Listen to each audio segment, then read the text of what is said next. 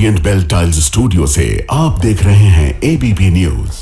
ना इधर ना उधर, हर खबर की पूरी खबर, न लाग लपेट न खबरों में खोट। आप देख रहे हैं एबीपी रिपोर्ट और मैं हूं आपके साथ शीरीन। और शुरुआत करेंगे उन खबरों से जिन्हें आगे आपको हम विस्तार से दिखाने वाले हैं। विपक्ष के हंगामे के बीच केंद्रीय मंत्री जितेंद्र सिंह ने लोकसभा में पेश किया लोक परीक्षा संशोधन बिल। 10 साल की सजा और 10 करोड़ तक के जुर्माने का है प्रावधान। लोकसभा और राज्यसभा में विपक्ष का जोरदार हंगामा, छात्रों पर लाठीचार्ज और पैलेट गन के इस्तेमाल पर केंद्र सरकार को घेरा गया। फार्मेसी परीक्षा विवाद पर घिरी पंजाब सरकार, विपक्ष ने शिक्षा मंत्री और सीएम का मांगा इस्तीफा। भगवंत मान और केजरीवाल बोले 5 साल से कोई पेपर लीक नहीं हुआ। बिहार के बेतिया में बड़ा बुलडोजर एक्शन, मीना बाजार की सैकड़ों दुकानें गिरा दी गई हैं। सड़क चौड़ीकरण के लिए प्रशासन ने अतिक्रमण हटाओ अभियान चलाया है। सैकड़ों लोगों ने इसका विरोध किया है। महाराष्ट्र के नासिक से एक हैरान करने वाला वीडियो सामने आया है। यहां पर सन्नर एमआईडीसी बाईपास पर चल रहा एक ट्रक अचानक बेकाबू हो गया। इसके बाद फ्लाईओवर का बैरियर तोड़ते हुए ट्रक सीधे नीचे जा गिरा और इस पूरी घटना का सीसीटीवी वीडियो अब सामने आया है।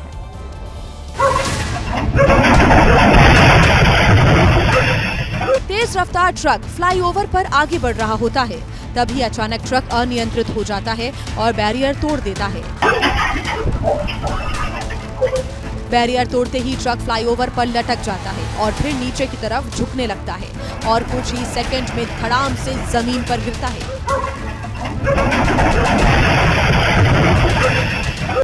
फ्लाईओवर से जमीन पर गिरते ही ट्रक का कचूमर निकल जाता है।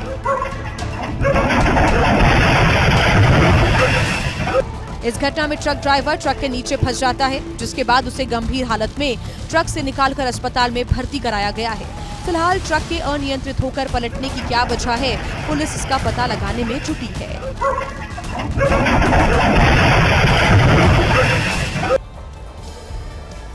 धर्मेंद्र प्रधान के इस्तीफे के बाद भी संसद में हंगामा जारी है।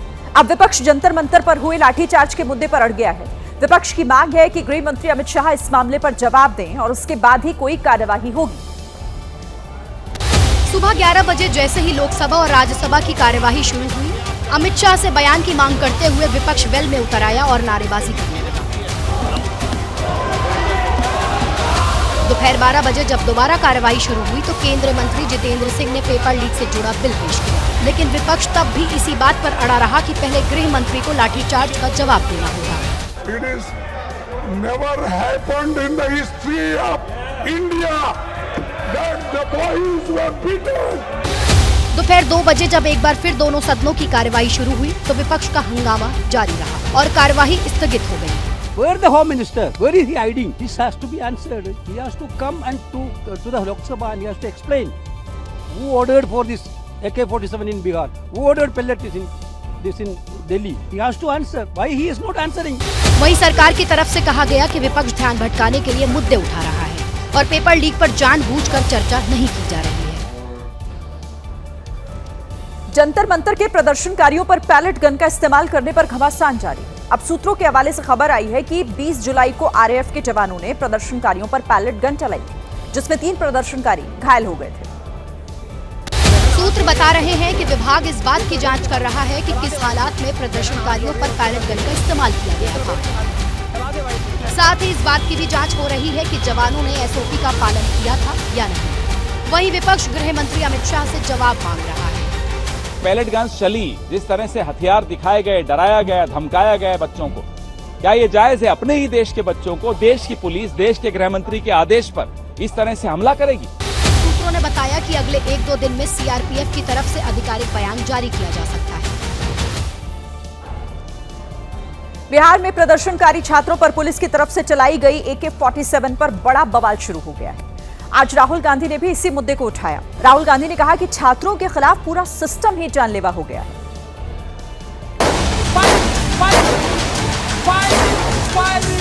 ये वीडियो बिहार के सिवान जिले का है, जहां एक पुलिस वाले ने प्रदर्शनकारियों की तरफ मुंह करके AK-47 चला दी।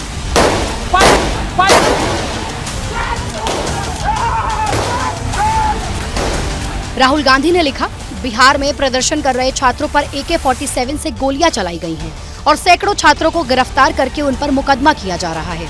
राहुल गांधी ने प्रधानमंत्री से पूछा कि उनके उस वादे का क्या हुआ जिसमें छात्रों पर एफआईआर न करने की बात कही गई थी। प्रियंका ने भी AK-47 चलाने पर सवाल उठाए। ये अपनी आदतों से बाज तो आए नहीं।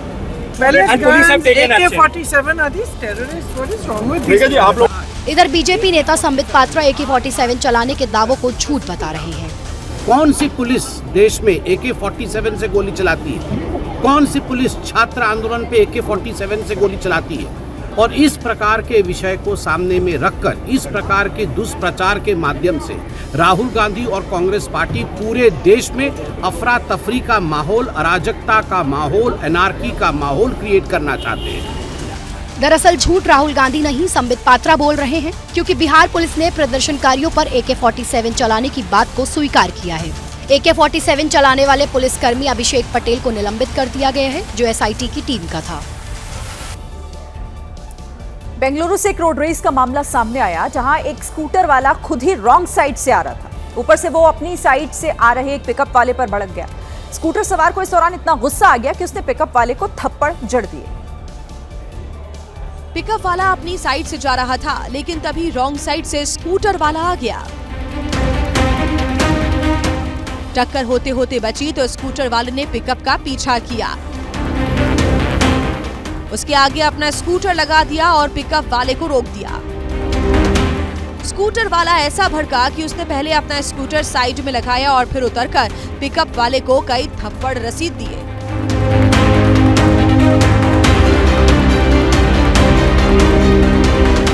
पिकअप वाले की कोई गलती नहीं थी, लेकिन खामखा वो मार खाया और उसे ही दोषी ठहराया गया। हैरानी की बात ये रही कि वहां पर तमाम लोग मौजूद थे, लेकिन स्कूटर सवार की गलती होने के बावजूद किसी ने पिकअप वाले का साथ नहीं दिया। यूपी के गाजियाबाद में एक फ्लैट में पहले ही दिन काम पर आई नौकरानी ने ऐसा कारनामा किया कि घर वालों के होश उड़ गए। मौका मिलते ही उसने महंगा आईफोन चुरा लिया। उसकी ये पूरी करतूत सीसीटीवी कैमरे में रिकॉर्ड हो गई। सामने आए सीसीटीवी फुटेज में साफ दिखा कि नौकरानी ने टेबल पर रखा आईफोन उठाया और उसे अपने कपड़ों में छिपा लिया। ये घटना पैरामाउंट सिम्फनी सोसाइटी की है। नौकरानी के जाने के बाद जब परिवार को मोबाइल गायब मिला तो उन्होंने सीसीटीवी फुटेज खंगाला। फुटेज देखने पर चोरी की पूरी घटना सामने आ गई। बताया गया कि घर में काम करने वाली नियमित नौकरानी के बाहर जाने पर इस महिला को कुछ दिनों के लिए काम पर रखा गया था, लेकिन उसने पहले ही दिन आईफोन पर हाथ साफ कर दिया। सीसीटीवी फुटेज के आधार पर पुलिस आरोपी महिला की तलाश में जुट गई है। केरल के कोझिकोड में नारियल तेल के कारखाने में भीषण आग लग गई। आग इतनी भयानक थी कि मौके पर पहुंची दमकल की टीम को आग पर काबू पाने में लंबा समय लग गया। सामने आई तस्वीरों में पूरा कारखाना आग की लपटों में घिरा नजर आया। ऐसे में स्थानीय लोगों ने आग पर काबू पाने की कोशिश शुरू की, लेकिन सफलता नहीं मिली। वहीं मौके पर पहुंची दमकल टीम को भी आग पर काबू पाने में खासी मशक्कत करनी पड़ी। आग लगने से कारखाने में मौजूद तमाम सामान जल गया। गनीमत रही कि जिस वक्त आग लगी कारखाने में कोई कर्मचारी नहीं था। परिसर में सिर्फ सुरक्षा गार्ड था, जिसने सभी को सतर्क कर दिया, जिससे कोई बड़ा हादसा नहीं हुआ।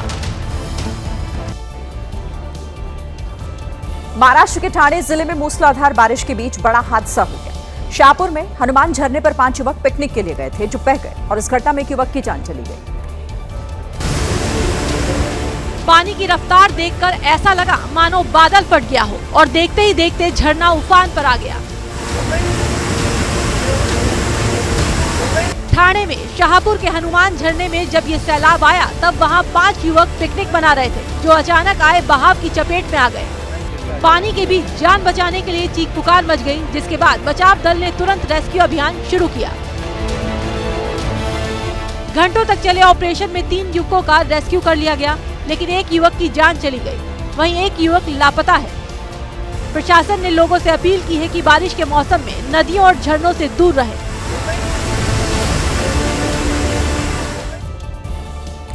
यूपी के कुशीनगर में छात्रा के साथ छेड़खानी करने वाले एक ट्यूशन टीचर की शामत आ गई। टीचर पढ़ाते समय अक्सर छात्रा के साथ छेड़खानी करता था, लेकिन तंग आकर छात्रा ने टीचर की शिकायत घर वालों से की। इसके बाद परिजन कोचिंग सेंटर पहुंच गए।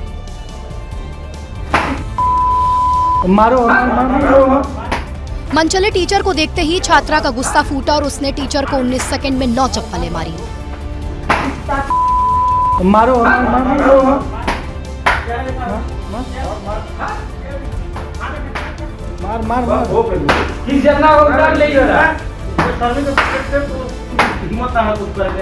छात्रा के परिजनों ने बारी बारी से टीचर को पीटा। टीचर बदनामी से बचने के लिए अपना चेहरा छिपाता रहा, लेकिन परिजन चेहरे से उसका हाथ हटाकर वीडियो बनाते रहे और कैमरे के सामने उसे जमकर पीटा।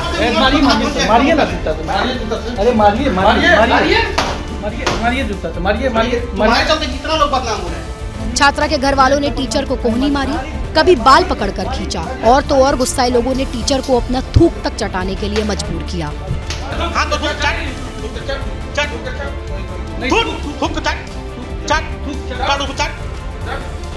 कभी गलती करेगा कोई, दोबारा कभी कोई गलती कर दे, कोई भी लड़की हो, किसी की भी लड़की हो, बच्ची हो, बहन हो। छेड़छाड़ का शिकार हुई लड़की के परिजनों ने कोचिंग संचालक को चेतावनी दी कि अगर दोबारा ऐसी घटना हुई तो वो कोचिंग संचालक के खिलाफ कार्रवाई करेंगे। इस बीच एक बड़ी खबर आ रही है। जौहर यूनिवर्सिटी पर कार्रवाई पर रोक लगा दी गई है। मुरादाबाद कमिश्नर ने इस कार्रवाई पर रोक लगाई है। रामपुर डीएम के आदेश पर कमिश्नर ने रोक लगाई है। फिलहाल बुलडोजर एक्शन नहीं होगा यूनिवर्सिटी के खिलाफ। इस वक्त की ये बड़ी खबर जौहर यूनिवर्सिटी से जुड़ी हुई। इस खबर पर उबैदुर रहमान हमारे साथ जुड़ गए हैं। उबैदुर, क्या पूरी डिटेल इस खबर पर?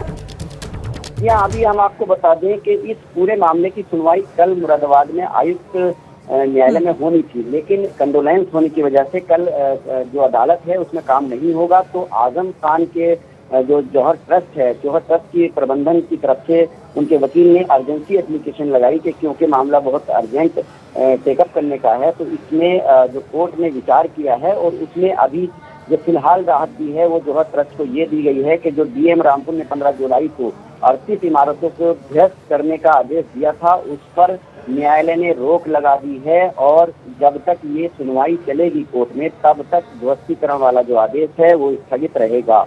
ये बहुत बड़ी राहत जो है मोहम्मद अली जौहर ट्रस्ट को आज आयुक्त मुरादाबाद की अदालत से मिली है। उनके वकील पेश हुए थे, उन्होंने कहा कि क्योंकि कल हड़ताल है इसलिए आज ही इस मामले पे सुनवाई कर ली जाए और हमें इस आदेश में जो है वो स्टे कर दिया जाए, राहत मिल जाए और बाकी पूरे मामले की सुनवाई न्यायालय में चलती रहेगी आगे। तो बहुत बड़ी राहत उनको ये मिली है जौहर ट्रस्ट को कि जो रामपुर विकास प्राधिकरण की तरफ से 38 इमारतों के नक्शे पास न होने की वजह से जो उपाध्यक्ष है रामपुर विकास प्राधिकरण के जो डीएम रामपुर, तो यानी कि जब तक मामला कोर्ट में है ये सुनवाई चलती रहेगी तब तक कोई बुलडोजर एक्शन नहीं, फिलहाल उस पर रोक लगा दी गई है। बहुत शुक्रिया आपका उबैदुर रहमान इस तमाम जानकारी के लिए, इस डिटेल के लिए। अब आगे बढ़ते हैं, अगली खबर का रुख करते हैं। समाजवादी पार्टी के वरिष्ठ नेता आजम खान की पत्नी तंजीन फातिमा ने अखिलेश यादव पर तंज किया है। उन्होंने जौहर यूनिवर्सिटी के मुद्दे पर अखिलेश यादव और डिंपल यादव के सक्रिय न होने और रामपुर नहीं आने को लेकर तीखी प्रतिक्रिया दी। एक यूट्यूबर से बातचीत के दौरान तंजीन फातिमा ने कहा कि अखिलेश यादव रामपुर में ज्यादा सक्रिय क्यों नहीं है। इसका जवाब तो पार्टी अध्यक्ष और पार्टी के सांसद विधायक ही बेहतर दे सकते हैं। इससे पहले और कुछ भी और मौकों पर भी देखा है, महसूस किया है। सकता है कि वो अब मुख्यमंत्री बनने के बजाय प्राइम मिनिस्टर बनने का उनका मकसद हो। तंजीन फातिमा के इस बयान के बाद सियासी हलकों में कई तरह की चर्चाएं शुरू हो गईं। इस बयान ने एक बार फिर अखिलेश यादव और आजम खान के परिवार के बीच नाराजगी की अटकलों को हवा दे दी है। 30 जुलाई को पटना के बांकीपुर विधानसभा सीट पर उपचुनाव होने वाला है। वैसे तो बीजेपी के कई बड़े नेता पिछले कई दिनों से यहां चुनाव प्रचार में जुटे हुए हैं, लेकिन आज बीजेपी के राष्ट्रीय अध्यक्ष नितिन नबीन ने रोड शो किया। नितिन नबीन का ये रोड शो भट्टाचार्य मोड़ से शुरू हुआ, कई अलग अलग इलाकों से गुजरा। इस दौरान नितिन नबीन के साथ बिहार के मुख्यमंत्री सम्राट चौधरी भी नजर आए। ये वही विधानसभा सीट है जहां से नितिन नबीन विधायक थे। उनके इस्तीफा देने के बाद ये सीट खाली हुई है और अब वहां उपचुनाव हो रहा है। और यहाँ चुनाव प्रचार के लिए खुद नितिन नबीन पहुंचे थे। मुख्यमंत्री सम्राट चौधरी उनके साथ नजर आ रहे हैं। एक बड़ा रोड शो उनकी तरफ से किया गया बांकीपुर में, जहां 30 जुलाई को उपचुनाव होना है। नितिन नबीन के इस्तीफा देने के बाद ये सीट खाली हुई है और वहीं पर अब ये चुनावी शोर दिखाई दे रहा है, जिसमें खुद नितिन नबीन पहुंचे और उन्होंने बीजेपी के प्रत्याशी के समर्थन में यहां पर रोड शो किया है। बांकीपुर से ये तस्वीरें।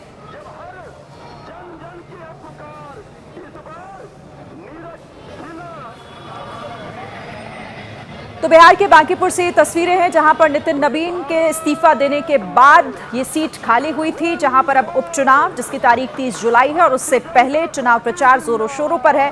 बीजेपी पूरा दमखम यहां पर दिखा रही है और खुद नितिन नवीन चुनावी मैदान में उतरे। यहां पहुंचकर उन्होंने ये रोड शो किया। हमारे लिए यह परिवार है और आज अपने परिवार के बीच में निश्चित रूप से आशीर्वाद प्राप्त कर रहा हूं। मुझे पूरा विश्वास है कि जो आशीर्वाद एनडीए और भाजपा को यहां पर मिलता रहा है, अब नीरज सिन्हा के साथ भी वही विश्वास और समर्थन पूरी तरह से जनता का दिख रहा है। और ये चुनाव निश्चित रूप से डबल इंजन की सरकार को एक और ताकत देगा। जिस प्रकार से नरेंद्र मोदी जी ने, माननीय पूर्व मुख्यमंत्री नीतीश कुमार जी ने बिहार के विकास को आगे बढ़ाया, अब सम्राट चौधरी के नेतृत्व में भी एनडीए सरकार नीरज सिन्हा जी के साथ बांकीपुर और बिहार के विकास को आगे लेके जाएगी। और जन सलाह आज दिख रहा है वो निश्चित रूप से जनता का विश्वास और समर्थन और विकास के प्रति हमारा जो संकल्प है उसके प्रति आस्था दिख रहा है। कई बार आप यहाँ के विधायक रहे, तो क्या जो काम आपने किया वो नीरज सिन्हा जी करेंगे? निश्चित रूप से नीरज सिन्हा जी एक कार्यकर्ता हैं, एक मंडल अध्यक्ष हैं।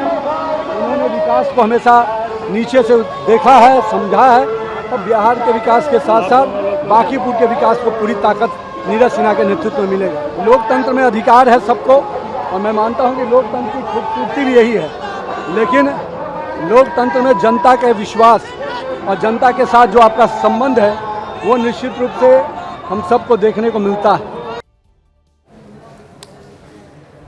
संसद की कार्यवाही शुरू होने से पहले विपक्ष ने मकर द्वार पर प्रदर्शन किया और इस प्रदर्शन में अमित शाह के खिलाफ नारेबाजी भी हुई। राम मंदिर में हुए चढ़ावा चोरी का मुद्दा भी उठाया गया।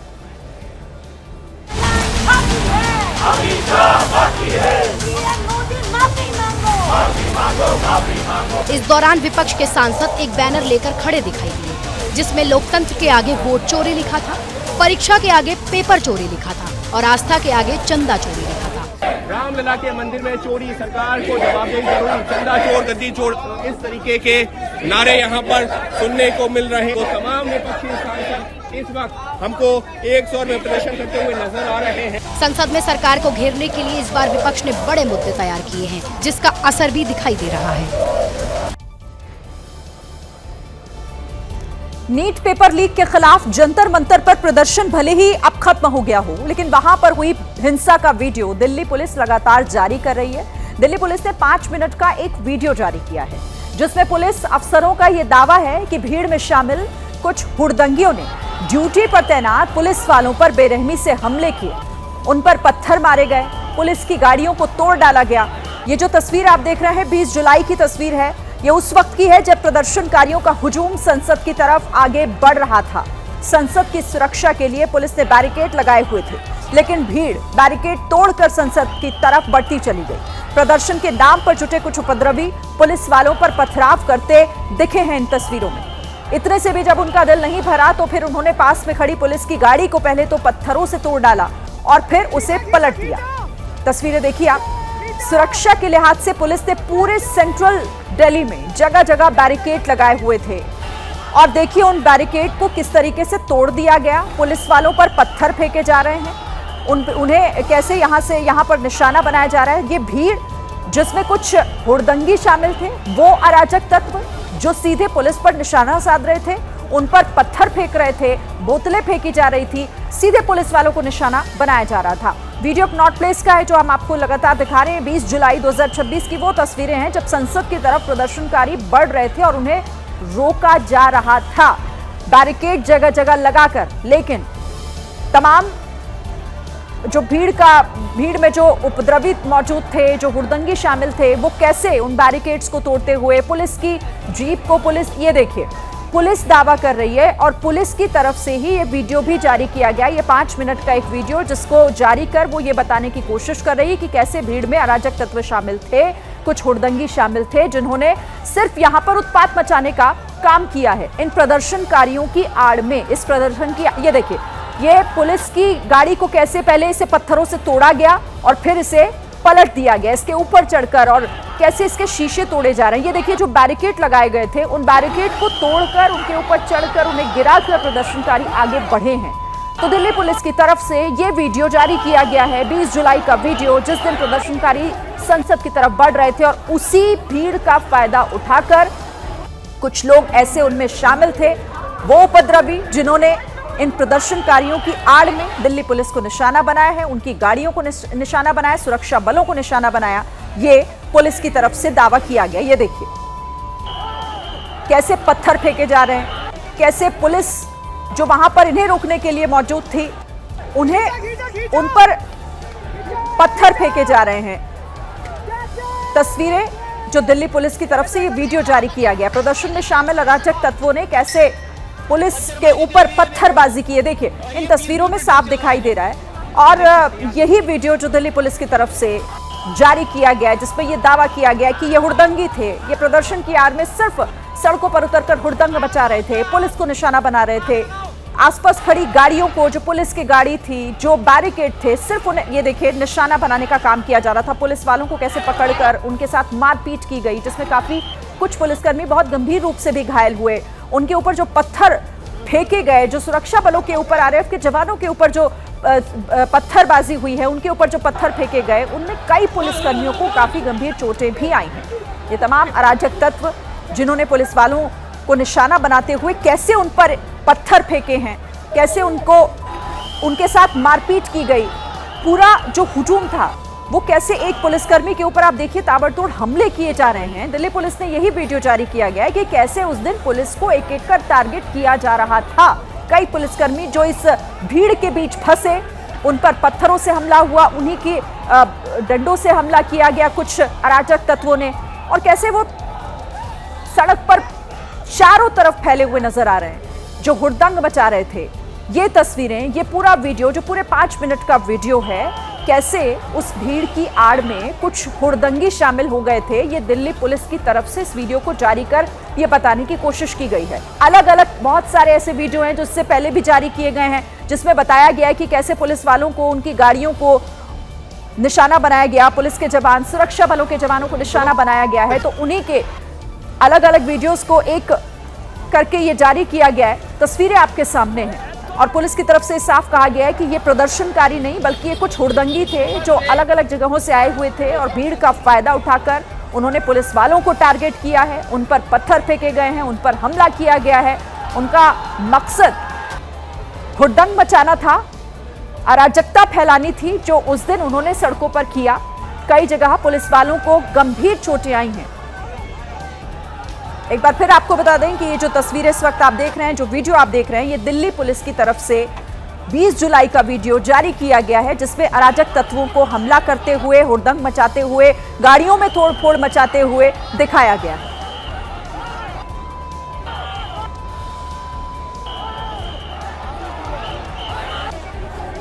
तो प्रदर्शन की आड़ में ये कौन लोग थे जिन्होंने सिर्फ पुलिस वालों को नुकसान पहुंचाने का काम किया है, उन पर हमला करने का काम किया, उन्हें जख्मी करने का काम किया है। कई पुलिसकर्मी जिन्हें काफी गंभीर चोटें आई थी, ये फिलहाल कई सवाल हैं।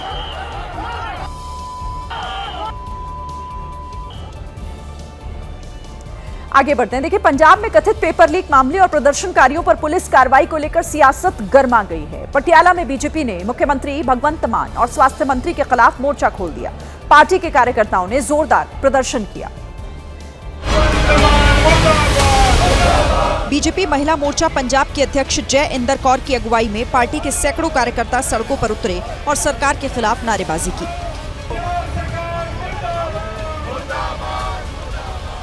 प्रदर्शन के दौरान कई कार्यकर्ता अपने हाथों में तख्तियां लिए नजर आए। वहीं जय इंदर कौर मुख्यमंत्री भगवंत मान और स्वास्थ्य मंत्री के पुतलों पर डंडे से वार करती हुई दिखाई दी।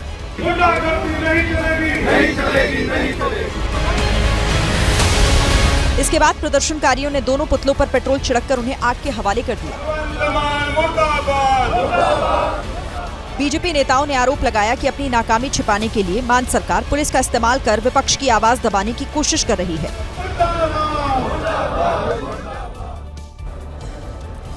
गुजरात के वलसाड जिले में भीषण बाढ़ के बीच इंसानियत की मिसाल देखने को मिली। बहादुर युवकों ने उफान के बीच एक बच्ची की जान बचाई और फिर सब इन युवकों की हिम्मत के कायल हो गए। क्योंकि भयंकर बाढ़ के बीच युवकों ने अपनी जान की परवाह नहीं की और मासूम को बचाने के लिए पानी में उतर गए। तस्वीरें वलसाड़ के टिम्बी गांव की हैं, जहां वरोली नदी का पानी रिहायशी इलाकों तक पहुंच गया और इस उफान के बीच बच्ची और उसके परिवार की जान खतरे में। संकट की घड़ी में युवकों ने हिम्मत दिखाई और गर्दन तक पानी के बीच रस्सी के सहारे बच्ची को गोद में लेकर रेस्क्यू में लग गए। इन युवकों ने न सिर्फ बच्ची बल्कि परिवार के बाकी लोगों की भी जान बचाई और अब लोग इन युवकों को सुपर हीरो कह रहे हैं।